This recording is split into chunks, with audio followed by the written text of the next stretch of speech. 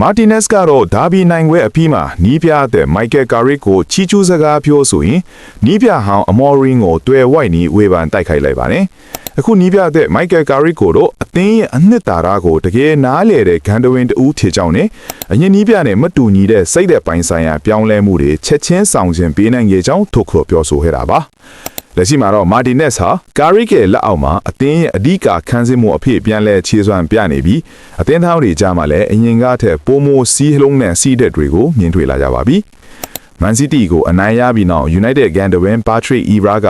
United ကိုမလေးမစားပြောခဲ့တဲ့စီးတီးကစားသမား Ryan Cherki ကိုပြက်သားတုံ့ပြန်လိုက်ပါတယ်။ရိုင်းနီးပြမိုက်ကယ်ကာရစ်လက်အောက်မှာ United ဟာအမ်ဘူမိုနဲ့ Patrick Dorgu တို့ရဲ့ဂိုးတွေနဲ့တိုက်စစ်ပိုင်းကောင်းမွန်ခဲ့ပြီးလူချင်းမဟုတ်ရင်ဂိုးပိုရနိုင်ခဲ့တဲ့ပွဲပါ။ပွဲမတိုင်ခင်က United ကိုချေမုန်းမယ်လို့ကြုံဝါခဲ့မှုတဲ့ Cherki ကတော့ဒီပွဲမှာလူစားဝင်အဖြစ်သာကစားခွင့်ရပြီးထူးခြားမပြနိုင်ခဲ့ပါဘူး။ပွဲပြီးမှာပရိသတ်တွေလောင်ပြောင်ခံရတယ်လို့အီဘရာကလည်းကစားသမားကောင်းဖြစ်ပေမဲ့ United ကိုမလေးမစားရင်ဒီလိုပဲပြန်ရတတ်တယ်လို့ Instagram မှာရေးသားခဲ့ပါတယ်။